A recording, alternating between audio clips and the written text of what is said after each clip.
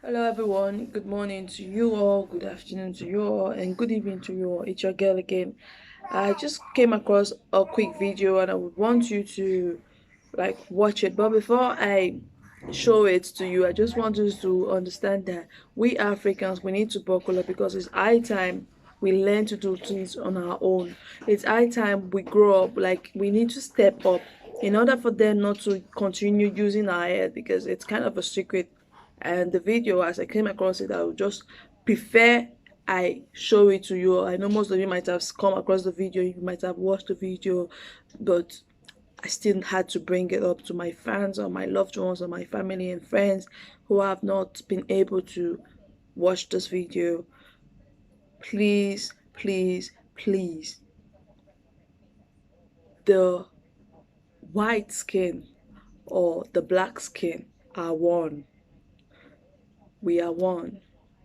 The same blood, the same intestines, the same brain, the same red blood cells, the same chromosomes, the same everything. The hormones are the same. Thank you. And here is the video. Your horrible diseases like AIDS, you say it is us? Which to this day, it remains the official policy of the American government. It has not changed. It may not be implemented by Trump, but it remains the same. That the purpose of the foreign policy in Africa was to reduce the population. So to give aid to countries in Africa, not clean water and schooling and things like that. You didn't mind being a member of a military government? I won't answer. The thing is that, as far as I'm concerned, since we met you people 500 years ago, look at us. We've given everything. You are still taking. It's true. I mean, where would the whole Western world be without Africa? Our cocoa, our timber, our gold, our diamonds, our platinum, our whatever. Everything you are is us. I am not saying it, it's a fact. And in return for all of this, what have we got? Nothing. Anti-personnel indoctrination against ourselves. If you go and cook your horrible diseases like AIDS, you say it is us. You brought us tuberculosis. We didn't have this big cough until white people came here. In exchange for Africa giving Europe 500 solid years of our people, I mean not Europe, the Western world, of our human beings to work your canes, to dig your gold, to take in gold itself, diamond, I mean, you know, fish, peanuts, palm oil, everything. In exchange for that, we have got nothing. Nothing. And you know it. Nothing. And you look upon, white folks look upon us like monkeys. It is true. It's in your literature. Hey, some of your best thinkers have said this about us. Have you heard of all these Germans? Have you heard? Okay. Yes. They said Lord Burton, yes. People like that, they said we don't even have the brain of animals. That's what we've got from you people. But don't you think that this is over now? Over where? Is it over? Who said that AIDS came from the green monkey? Is it over? Is it over? Well, if this is your impression, do you think that you can ever forgive us? It's not a question of forgiveness. I have nothing against you.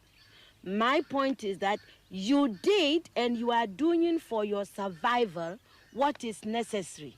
We can't blame you for that. The fact that we didn't do enough for our own survival and we are still not doing enough for our survival, that is not your problem. Even everybody that God has created has a sense of survival. And if we don't develop it, we can't blame white people. You came here because you needed these things. You took gunpowder from the Chinese. You needed them to shoot people. Do you consider aid as a new form of colonization? Of course. Why? That's why, you know, my people, the Akans, we have a proverb. It says that good morning, thank you is never enough to salt anybody's food forever. You cannot build your life on thank you, morning, thank you, English, thank you, God, you know, which is what aid makes, you know, we are always receiving. Nobody, look, and I don't care who hears, nobody anywhere in this world is going to send you their best of anything. Do you see? Neither the experts nor what I mean, people, you give us what you can afford. Aid is the leftover, really, and it cannot be enough. What I mean, aid, you can, when, you know, the world is, now the world is one place. So, there is nothing wrong if my house is in a crisis and you offered me something. There's nothing wrong, you know, because there is interrelationship. But a whole nation, a whole continent cannot live forever on aid. And I think aid is we are in Africa, we are in danger of making foreign aid a kind of policy that is wrong. I think that it humiliates our people. The people in the villages have not asked anybody to go around begging on their behalf. Well, and being a writer, really, it is crazy. I mean, it is a very self-consuming kind of activity. You know, you sit in a room, you write, and you think that other people outside want to hear it. I mean, the tensions of, you know, writing a book, it's tense. When you finish writing the book, you are tense because you wonder, how will the publishers and editors react to a book, to a story?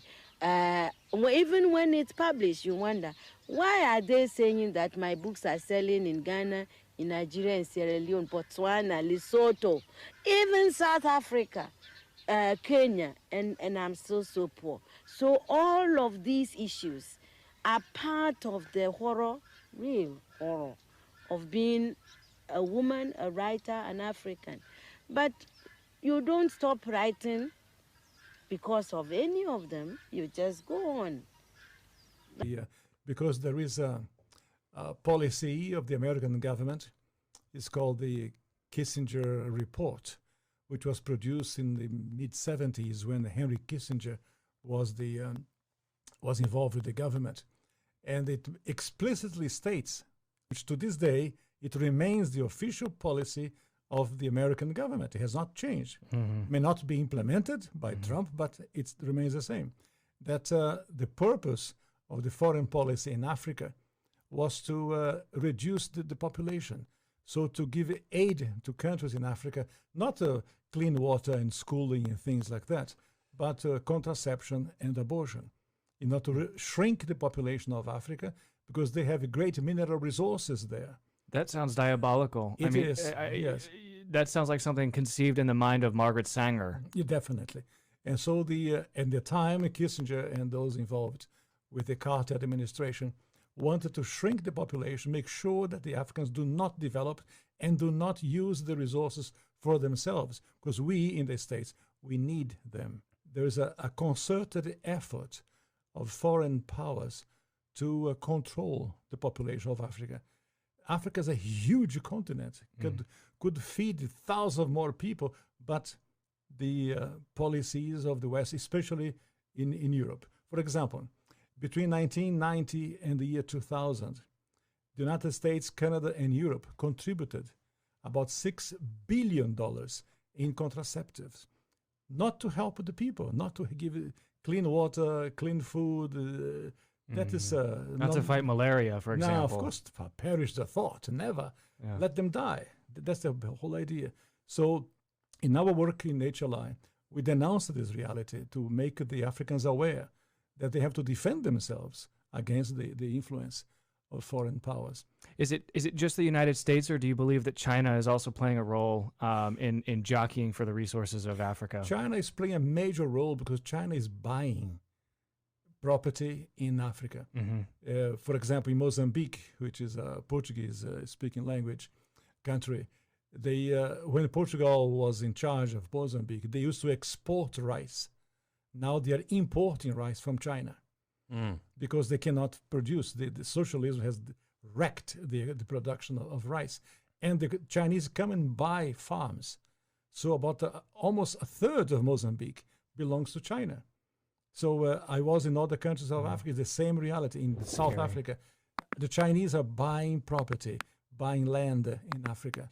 And they send their own workers, the Chinese workers. They don't employ people of the place. They send their own workers to